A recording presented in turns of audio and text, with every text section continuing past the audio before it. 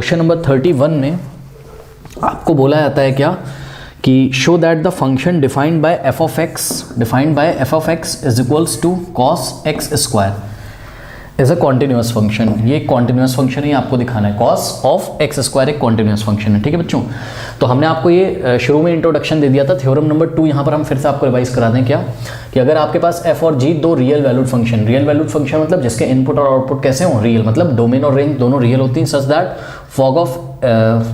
That fog यानी कि F और जी को जो कंपोज करके एक फंक्शन बनाया गया है फॉग, वो भी किसी पॉइंट सी पे डिफाइन हो। तो इफ जी इज कॉन्टिन्यूस सी, अगर जी पॉइंट सी पे कॉन्टिन्यूस और एफ जी ऑफ सी पे कॉन्टिन्यूस है तो दिया गया फॉग पॉइंट सी पे कॉन्टिन्यूस होता है। ठीक है बच्चों, तो अब इसका क्या मतलब है देखिए, सबसे पहले तो मैं यहाँ से इस एफ ऑफ एक्स को काट देता हूँ। ठीक है ना, काट के जानबूझ के मैं इस क्वेश्चन को एच ऑफ एक्स करके लिख रहा हूँ। H of x is equals to cos x square, मतलब कुछ नहीं है, बस क्वेश्चन आपको समझ में आना चाहिए।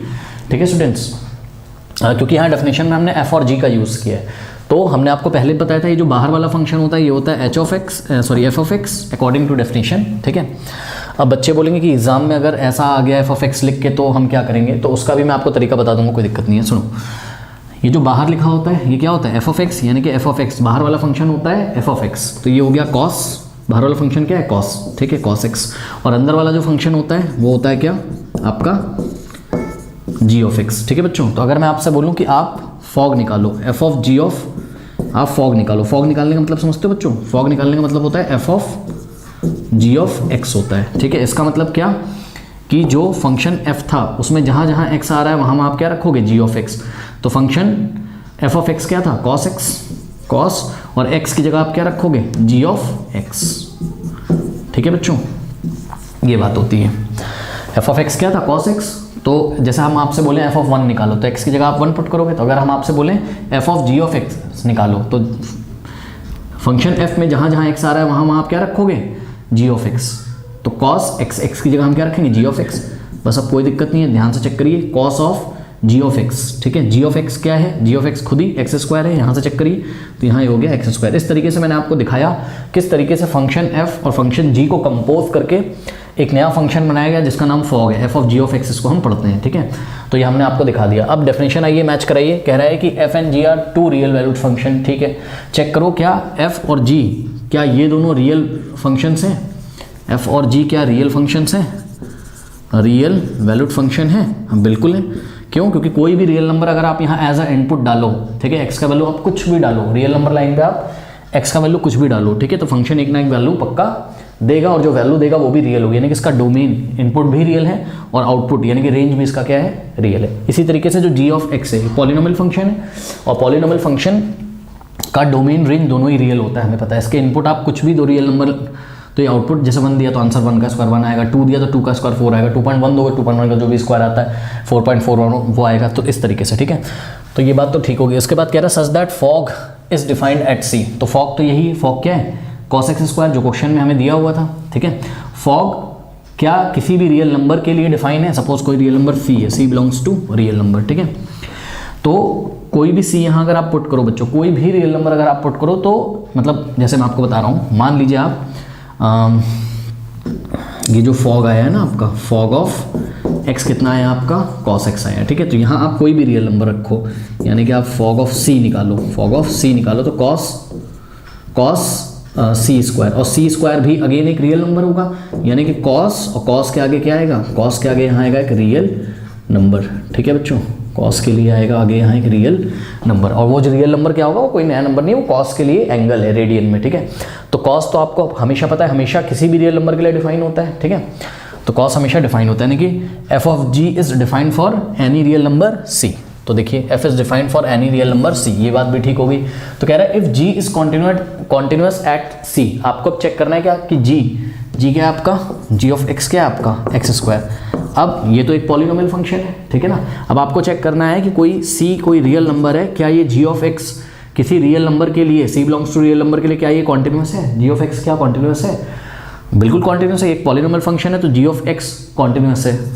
क्योंकि अगर आप चाहें तो लिमिट निकाल सकते हैं, limit x approaches to c, g of x किसी रियल नंबर सी पे जी ऑफ एक्स की आप लिमिट निकाल रहे हो। ठीक है, तो ये आ जाएगा limit x approaches to c, g of x कितना है एक्स स्क्वायर, इसमें लिमिट लगाओगे आ जाएगा आपके पास सी स्क्वायर, यानी कि एक्स की वैल्यू सी पुट करोगे, ठीक है। इसी तरीके से आप फंक्शन की वैल्यू सी पे निकालो तो G of C is equals to कितना आ जाएगा सी स्क्वायर।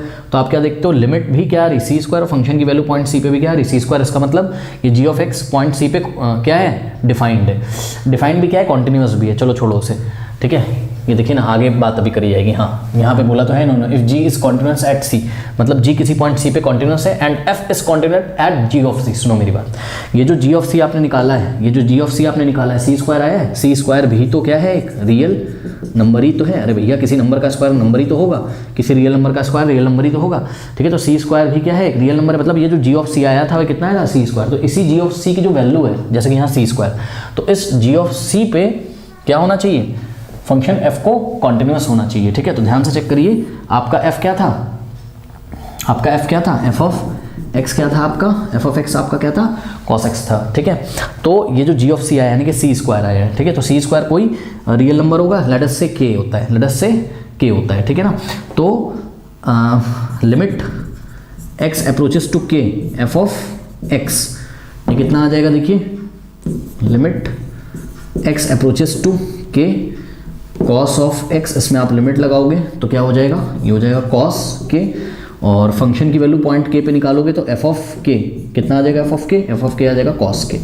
तो आपने देखा पॉइंट k पे फंक्शन क्या है, कॉन्टिन्यूस, और k था क्या, k g ऑफ c था, k क्या था, k g ऑफ c था, यानी कि फंक्शन f जो है वो कॉन्टिन्यूस है कहाँ, g ऑफ c पे।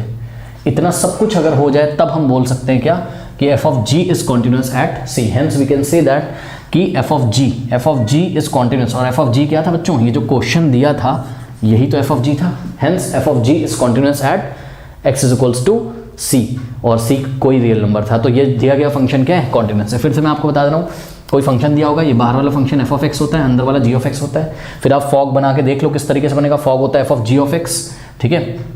तो जब आप बनाने चलोगे तो आपको खुद ही एहसास हो जाएगा किस तरीके से cos x स्क्वायर क्या है, फॉग x है। उसके बाद हमें कुछ नहीं करना है, हमें डेफिनेशन को ये वाली याद करना है, ठीक है। उन्होंने बोला f and g are real valued function, तो जो f और g आप सेलेक्ट कर पाएँ वो रियल वैल्यू फंक्शन होने चाहिए, उनकी डोमेन और रेंज दोनों रियल वैल्यू फंक्शन होने चाहिए। और g मतलब जो अंदर वाला फंक्शन होता है, ठीक है, अगर वो कॉन्टिन्यूस है किसी पॉइंट c पे, और f जो बाहर वाला फंक्शन है अगर वो g ऑफ c पे कॉन्टिन्यूस है, तभी f ऑफ g कॉन्टिन्यूस होगा कहाँ, c पे, ठीक है स्टूडेंट। तो इस तरीके से हम इसकी कॉन्टिन्यूटी चेक करेंगे, ठीक है। अब बच्चे ये बोल रहे हैं कि सर क्वेश्चन में तो यहाँ f ऑफ x दिया रहता है, ऐसा दिया रहता है क्वेश्चन में, है ना। ये मैंने आपको डिटेल में बच्चों पहले भी समझाया है, ठीक है ना। तो जो बच्चे पहले से देख के आए उन्हें क्लियर समझ में आ रहा होगा मैं क्या कहना चाहता हूँ, ठीक है। तो f ऑफ x क्वेश्चन में दिया रहता है, तो आप कैसे फिर बाहर वाले को अगेन f ऑफ x बोल देंगे। तो भैया कोई दिक्कत नहीं है, सुनो, इसको तुम उस टाइम क्या नाम दे देना, इसको उस टाइम तुम h ऑफ x दे देना, ठीक है। और यहाँ फॉग की जगह हॉग निकाल लेना, क्या दिक्कत है, फॉग की जगह हॉग निकाल लेना, ठीक है। तो हॉग इतना आ जाएगा। अब अकॉर्डिंग टू डेफिनेशन जो बाहर वाला होगा यानी कि h ऑफ x, उसकी बात बाद में करी जाती है। देखो ना, बाहर वाले f की बात बाद में, पहले हमने बाहर वाले को f माना था, हमने बाहर वाले को h मान लिया, तो इसकी बात बाद में करी जाती है, अंदर वाले की बात पहले करी जाती है, यानी कि जो g होता है अंदर वाला जो होता है, ठीक है, वो किसी पॉइंट c पे कॉन्टिन्यूस होता है। यहाँ चेक कर लो, g ऑफ x ये एक पॉलिनोमियल फंक्शन है, किसी पॉइंट c पे कॉन्टिन्यूस है, ठीक है। और बाहर वाला कहाँ कॉन्टिन्यूस होना चाहिए, बाहर वाला यहाँ हम h ऑफ x लिख लेते हैं, यहाँ हम h ऑफ x लिख लेते हैं, और यहाँ हम h ऑफ k लिख लेते हैं, ठीक है। तो बाहर वाला जो फंक्शन है वो किसी पॉइंट k पे कॉन्टिन्यूस होना चाहिए, ठीक है ना। और k क्या है, k g ऑफ c के इक्वल होना चाहिए, क्योंकि ये फंक्शन जो बाहर वाला होता है it should be continuous at g of c।